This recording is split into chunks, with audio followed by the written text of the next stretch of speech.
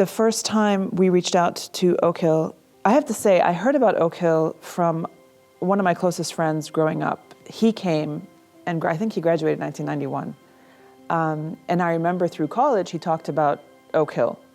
And then we have friends and family who live not too far from here. So Oak Hill was always kind of in the background as an option. Oh, what's interesting? Maybe I'll send my kids there someday. And then COVID happened, and we decided to homeschool our kids. And that was going really, really well until last year when we began to realize that Aiden had a lot of time on his hands.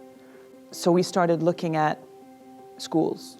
And he didn't really want to go to the public school where we were. He wasn't interested. He'd been there for a year, I think. But he didn't want to go back into the public school system. And so, I thought, well, let's look at Oak Hill, because it's close to where family is.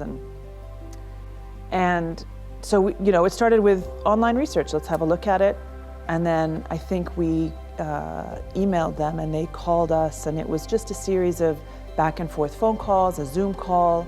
They met with Aiden, and from the get-go, I think it was Mrs. Gizak.